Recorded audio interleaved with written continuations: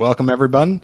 Today I'm talking to Damian Erskine, a very talented musician with an impressive founder and creator of basseeducation.com, an online bass academy with over 150 members built with MemberSpace. He's also the author of 2 books, a contributor of several music magazines, and a prolific MemberSpace community member. Welcome to the Membership Maker podcast, Damian. It's great to have you here. It's great to be here. Thank you for having me, and thank you for MemberSpace. You guys have been wonderful. Glad to hear it. Your community and membership success rely on amazing content, and creating that is not exactly easy. Your content library is now quite robust, but it must have been difficult getting started and ready for launch. How was this process, and what advice can you give folks starting their membership? There was a pretty massive learning curve. The thing I primarily tried to focus on was not getting overwhelmed by the magnitude of the entirety of the process, just focusing on taking small steps. So first I mapped everything out. Initially using a mind map, but then I moved to Trello and kind of started mapping out web pages in a more literal sense. And then just really put all of my energy into, basically by day I was creating videos. I made a content schedule and just started trying to record as many instructional videos as I could. And by night I was, doing Final Cut Pro tutorials and watching how-to YouTube videos and researching best practices and how to get good lighting and all that stuff. Very much learning as I went. So I was either studying or doing, and I just kind of committed 150% of myself to it and just kept taking, as many steps as I could every day without worrying too far about how tall that mountain was I needed to climb. Yeah, so it's like that consistent, just like laying the bricks every day, just showing up and doing what needs to get done, right? Yeah, it's kind of the same approach I took to my own development as a musician. If I was always comparing myself to my hero and thinking, well, I'll never be that good, I would feel like, why even bother? But if I just thought, let me just try and be a little better tomorrow than I am today and than I was yesterday, we'll just see where I get. And that's kind of the approach I took with the site. I just thought, let me just see if I can take one more step in the right direction. And this was kind of my COVID project. So it's like, well, all my tours are canceled. I'm essentially unemployed. I'm home. I actually had the idea to do this over a decade ago and never did it because I was always traveling and just I didn't have the time to really commit to it. And so I thought, well, no excuses. Let's just, let's see what happens. Yeah, I mean, that's a great attitude, I got to say. I mean, for a lot of folks, especially in your case, right, where you have this big shift in your business model, big shift in your week to week, your month to month of not traveling, not doing shows, kind of suddenly, a lot of kind of get down in the dumps and be like, well, I guess I got to go find, a different job or something. But I think it's really, impressive that you were able to figure out, no, I have a skill set here. I'm a reasonably intelligent human. I can figure things out. How can I pivot the business and find something that would work? So is that just kind of a trait you've always had, that like grit or that kind of creativity under constraint? Or is that something you feel like you kind of recently developed? I've always had it to a certain extent. And I did have the benefit of having taught remotely a little bit already because I've, through my travels, meet people in different cities and countries.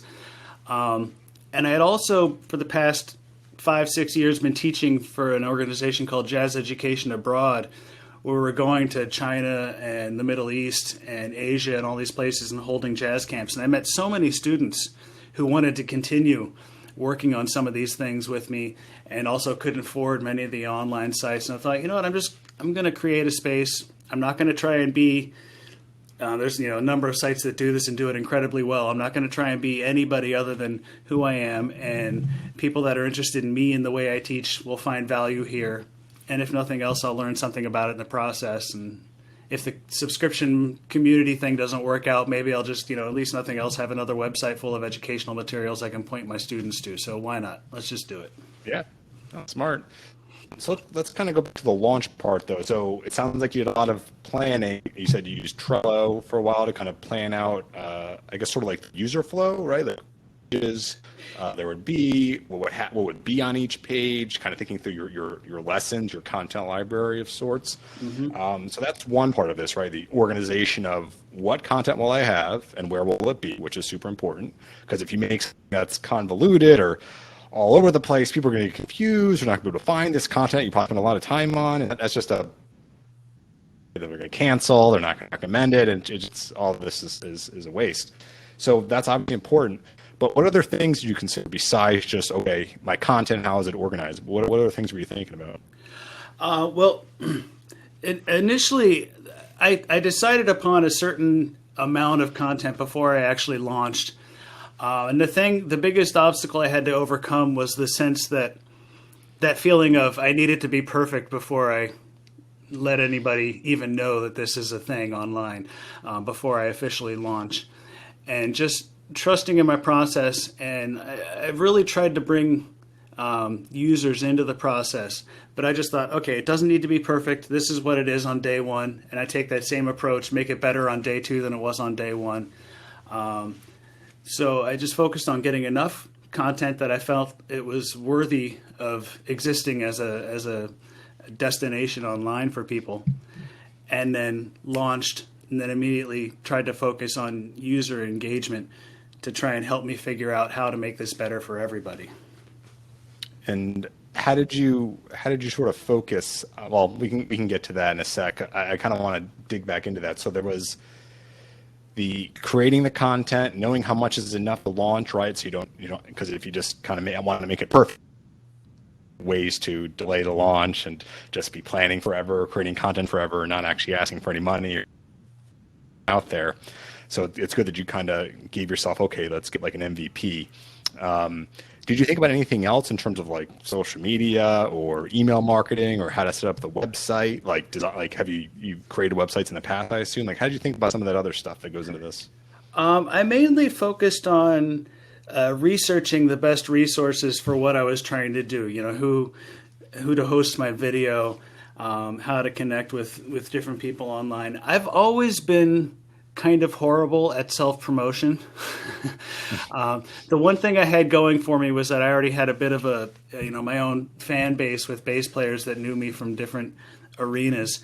So I just really focused. I took the same approach that I did professionally, which was focus on being the best I can be and doing the best job I can do, and trust that word of mouth will help it to spread and get out there to people. I really didn't do much as far as marketing or social media campaigns or any of that, because it's just I've never been very good at it. It never felt organic to me, and I needed this to be an organic process for myself. So I just focused on my strengths, which is teaching and playing, and worked on my weaknesses, video editing,